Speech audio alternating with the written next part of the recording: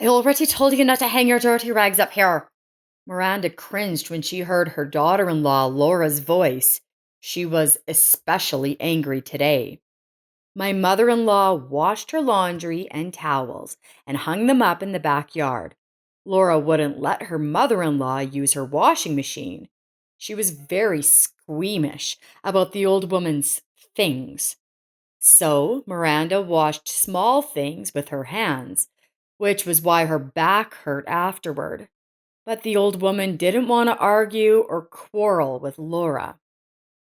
Miranda, can you hear me? Or are you pretending to be deaf? Why am I being punished like this? Said her daughter in law, and she fell silent. Miranda breathed a sigh of relief when she saw that Laura had not left the house. So, the storm had passed. The main thing now was to stay out of the kitchen, to keep her daughter in law out of sight while she was angry. But tomorrow, Laura would find another reason to be angry. Miranda sighed bitterly again. If she had known what she would have to endure, she would not have agreed to sell her small apartment. She would never have moved in with her son. From the beginning, she did not want to move. Her son Stanley came to her with a serious talk. Mom, understand, this is a very good offer. We can't miss this chance. They're offering us a big house, a plenty of room for everyone, and you'll have your own room. If Laura and I have a baby, he'll have his own bedroom too. This house is much bigger than the apartment we've been saving up for. But we can only buy it if you sell your apartment and help us put down a deposit. Understand, Mum, then you'll be better off. In case something happens, it would be inconvenient to visit you, and then you'd be with us. We'll feel better, and you'll feel better. Don't you think that's a wonderful idea? Miranda couldn't say no to her only son.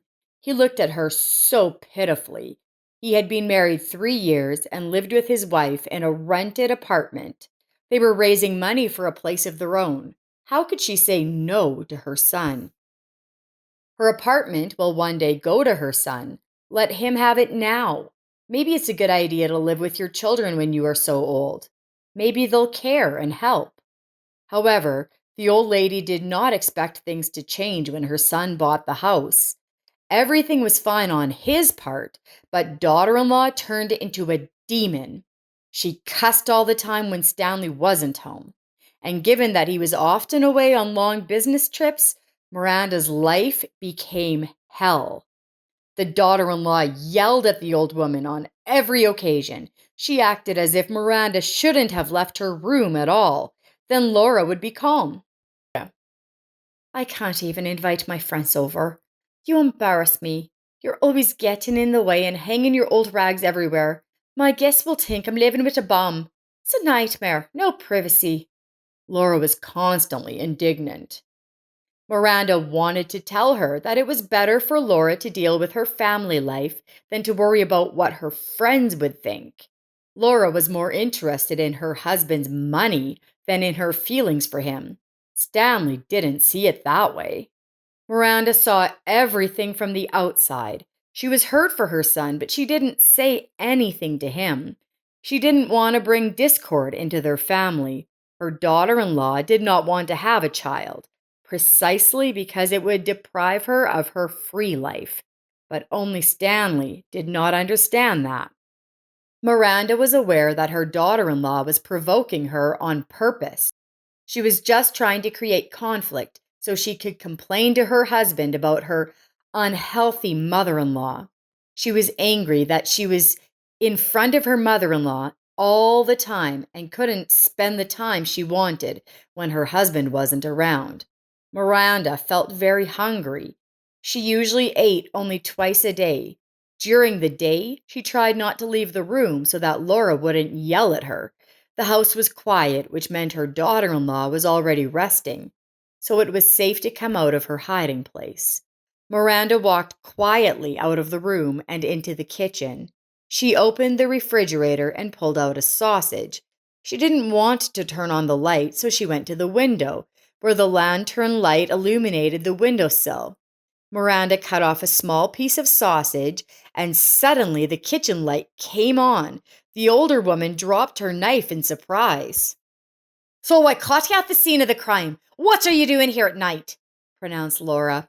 Why did you take that sausage? I bought it for Stanley. It's very expensive. Who taught you to take things without asking? Silly old woman, she's out of her mind. Lives in our house. I take care of her. I feed her, and she's not grateful. Why am I being punished like this? Why do I have to put up with this? The daughter-in-law continued to rage, and then Miranda couldn't help herself. How can you say that, Laura? What have I done to you to treat me like this? Have you forgotten that I sold my apartment so that you could buy this house? I have lost my privacy because of you, and you reproach me for living with you? Where am I supposed to live? Do I have to go to the street? And how is it that you feed me when I give you almost all my money? Have you forgotten that too? And I never hurt you. How could I have known not to eat that sausage? How cruel you are, Laura. You have no conscience, said Miranda. What did you say, old woman? Is this your thanks for us taking you in? That apartment wasn't yours, it was Stanley's inheritance. He just wanted to evict you, but I persuaded him not to. I thought you'd be grateful. Thank me for not getting rid of you, Laura said. Miranda was shocked. She didn't even know what to say. How could her son just throw her out on the street? Was it even possible for children to get rid of helpless parents this way? She couldn't believe it. What do you mean, get rid of? She muttered. Laura realized that her words had reached their destination. Yeah, he wanted to get rid of you, just kick you out of the apartment. He wouldn't even tell you where we lived. You never would have found us. You're a miserable old woman. Nobody wants you, not even your own son. Stanley thinks his daddy left because of you. That you've been lying to your son his whole life, saying that he just left you. It's all lies. He thinks it's your fault he grew up without a father, Laura said, angry and indignant. Miranda stood motionless. There was an anxious silence for a few minutes. Then Miranda spoke softly. If he doesn't want me, I have to go. I didn't know he resented me. Why didn't he ever ask me that? I don't understand. I can't stay here anymore. I'll leave right now. Miranda stumbled to her room. Within 10 minutes, she had gathered her things. There wasn't much, just clothes. Everything else was left in the apartment her son had sold. What a terrible thing to be in such a situation at her age. No one wanted her. Even her own son turned his back on her. Miranda went to the door. Her daughter-in-law was sitting in the kitchen. She glanced at her mother-in-law. The old woman stood in front of the front door for a while, then opened it and went out. The door slammed shut behind her. The old woman found herself on the street. It was almost 12 o'clock at night. What was she doing? Where would she go late at night? She had no one, no girlfriends, no relatives. Should she go to the police? What will she say?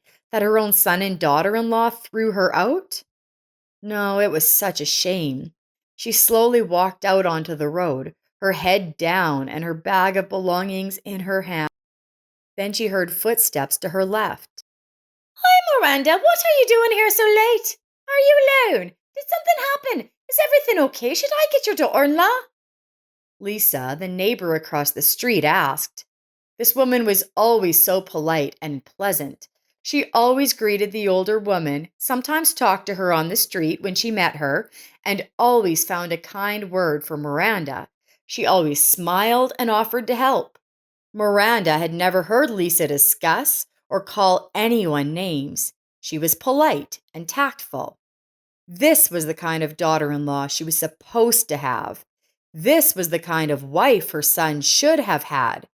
And Laura, an evil demon, she loved no one but herself and money. Miranda looked at Lisa and couldn't say anything. Lisa frowned and said, What's the matter with you? Oh, I don't understand. Are you not feeling well? Let me take you to the door now. Let Laura pick you up. She'll help you. She's your daughter-in-law. I just don't know if you're sick. How can I help you? Lisa wanted to take her neighbor to the house, but Miranda took her hand and said, Don't, dear. No, don't. I'll do it myself. And the old woman wept bitterly. And then Lisa realized that something unusual had happened. She took the old woman under her arm and pulled her along. Let's go over to my place. I just got home from work. I'll make some tea. I have chocolate chip cookies. You'll calm down and tell me everything if you want. And if you don't want to tell, I won't leave you here anyway, said Lisa and led the unhappy woman back to her house. Miranda told Lisa everything. She just couldn't keep quiet about the injustice anymore.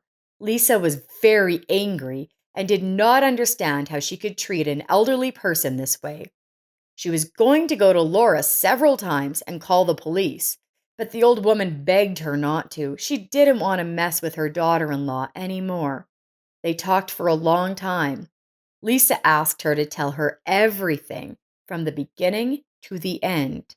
Several hours passed when Miranda finished her story. Then Lisa said emphatically, Okay, I've made my decision. You're staying with me. I'm not letting you go anywhere. You're staying with me for now, and I don't accept any excuses. I'm single now. I have no family. I live alone. I have a spare room. So make yourself comfortable. You won't embarrass me at all. I'm only glad that I won't be alone anymore. I won't be bored and you'll have a good time. Will you help me? I work a lot. I don't even have time to cook my own food. You're afraid you'll be a burden to me. No, you will help me. Is it a deal? Lisa asked seriously. It was as if Miranda was breathing easier. They quickly found common ground. Lisa was a wonderful person, easy to be with.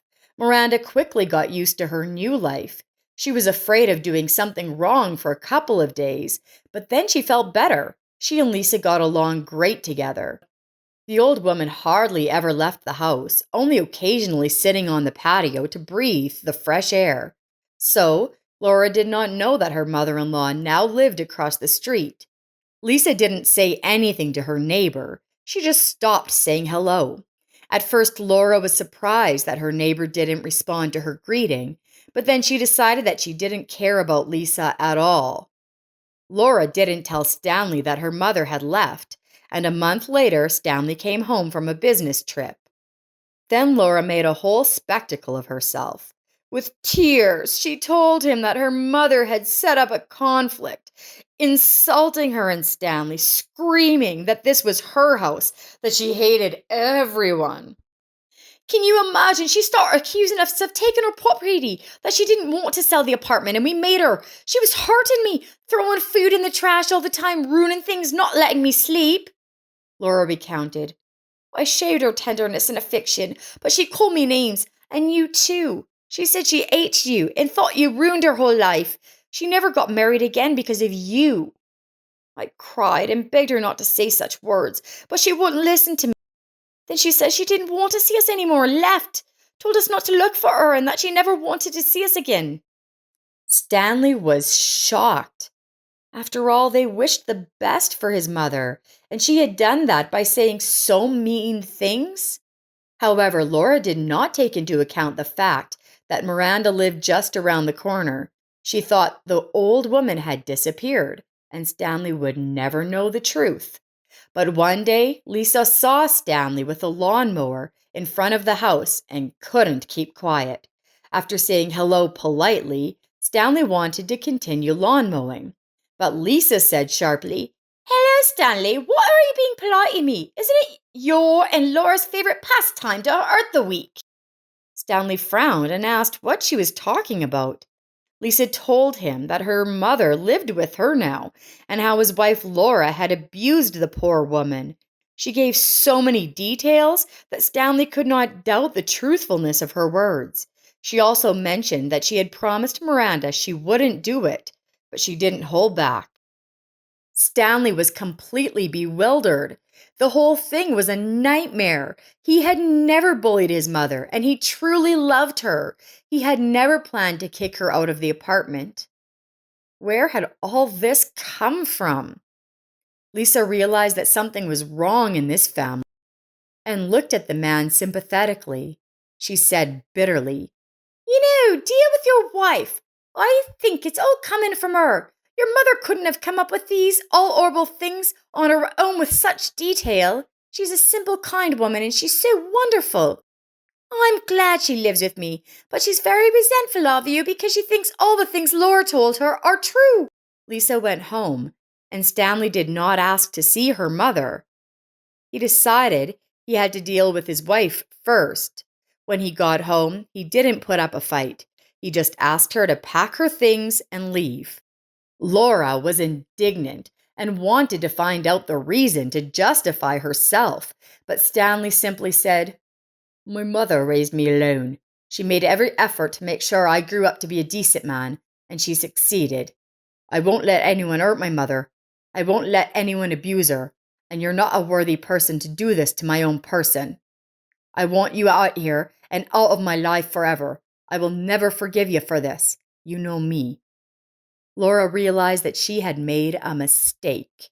She realized that she couldn't change anything else. She shouted angrily to him that he didn't deserve her, that she was happy that his crazy mother had escaped, that Miranda belonged among the bums. Then she packed her things and left. As parting, she promised her husband that she would get her share of the house and all the property. Stanley replied that she would get her share through the lawyers. A day later, Stanley knocked on the door of Lisa's house. She opened the door and saw a pale and confused neighbor on the doorstep. He was holding 2 bouquets of flowers in one hand and Miranda's favorite cake in the other. "I can't tell you how grateful I am that you took my mother in. Can't even think what would have happened to her if it weren't for you. Thank you very much," Stanley said, and handed her the cake and the bouquet. Lisa, embarrassed, took the flowers, blushed, and replied, "It's a miracle I was around that night. I'm glad your mother has lived with me all this time. I'm very glad things are going to work out for you now. But I'm sad that she's going away. I'm going to be very lonely without Miranda." Stanley smiled. "I think Mother would be very glad if you came to visit us, and I would be very glad too," he added, blushing a little. The meeting between mother and son was very touching, both crying. Stanley explained the whole situation to his mother. They realized that Laura was just setting them against each other.